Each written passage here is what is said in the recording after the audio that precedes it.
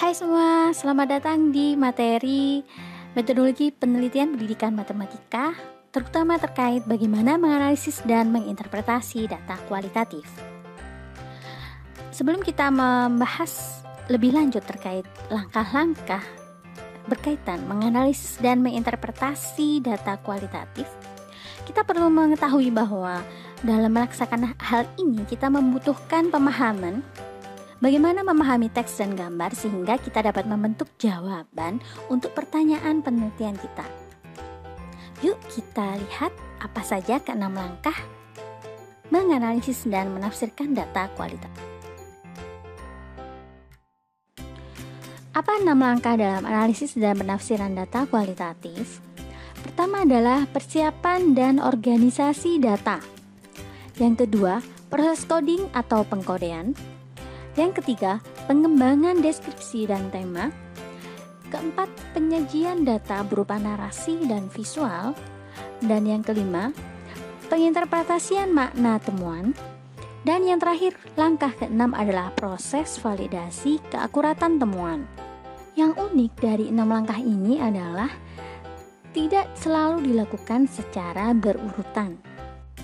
Artinya, ini melibatkan proses analisis serentak atau yang simultan saat kita mengumpulkan data. Ketika kita mengumpulkan data, kita juga mungkin menganalisis informasi lain yang sebelumnya dikumpulkan, mencari ide-ide utama, dan kemudian kita kembali mengumpulkan data untuk mengonfirmasi ide-ide yang lain. Fase ini juga berulang. Artinya kita dapat membolak-balik antara pengumpulan dan analisis data. Di dalam penelitian kualitatif, kita dapat mengumpulkan cerita dari individu dan kemudian kembali untuk mendapatkan lebih banyak informasi untuk mengisi kekosongan di dalam cerita mereka saat menganalisis data. Nah, dengan demikian kita berharap untuk mendapatkan cerita mereka lebih lanjut. Kita dapat menggunakan pendekatan bottom up untuk memberi penjelasan terkait 6 langkah tersebut. Yang pertama adalah peneliti mengumpulkan data bisa dalam bentuk catatan lapangan, transkripsi, atau hasil foto scanning. Kemudian, peneliti dapat menyiapkan data untuk dianalisis, misalkan hasil transkrip catatan lapangan. Dan dilanjutkan dengan peneliti membaca melalui data, misalkan dengan menentukan pengertian umum dari data, dan dilanjutkan dengan peneliti mengkode data, yaitu dilakukan dengan menemukan bagian data dari teks dan melabelinya dengan suatu kode. Kode-kode ini nanti akan dinyatakan dalam tema untuk laporan penelitian atau juga dalam bentuk deskripsi. Nah, langkah-langkah ini dilakukan secara berulang-ulang, mulai dari mengumpulkan data hingga mengkode data, mengumpulkan data hingga melakukan deskripsi atau tema, dan juga dilakukan secara terus-menerus atau simultan. Hal ini seperti ini karena kita perlu tahu bahwa penelitian kualitatif bentuknya adalah induktif. Artinya kita beralih dari data khusus ke kode dan juga tema umum.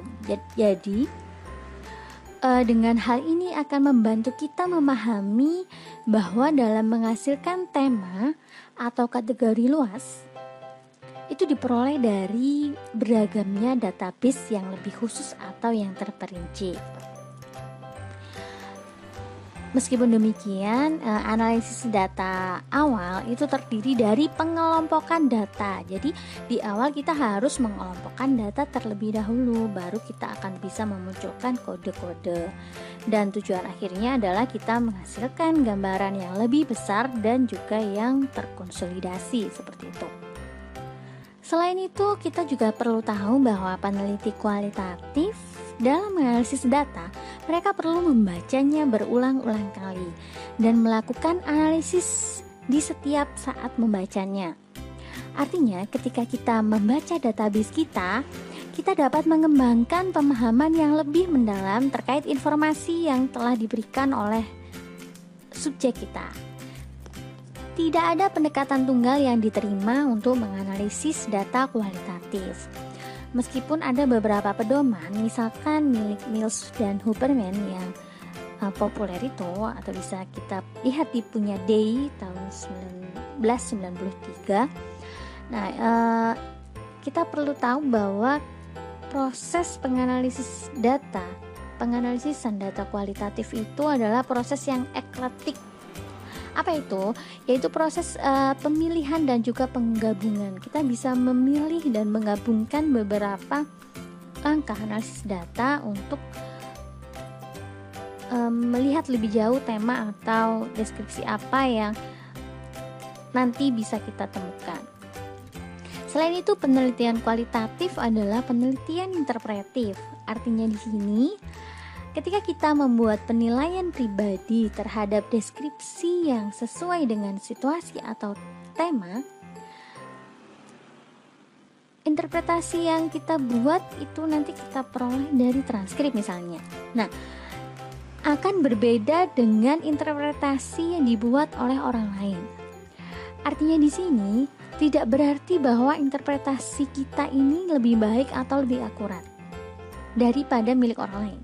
Tetapi itu berarti bahwa kita membawa perspektif kita sendiri ke dalam interpretasi yang sudah kita lakukan di dalam proses penelitian kita. Baik, itu adalah selain pandang terkait analisis dan interpretasi data kualitatif. Kita akan bahas lebih lanjut pada episode-episode yang akan datang terkait bagaimana langkah-langkah spesifiknya di ke-6 langkah dari analisis dan interpretasi data kualitatif. Oke guys, sampai jumpa lagi. Bye.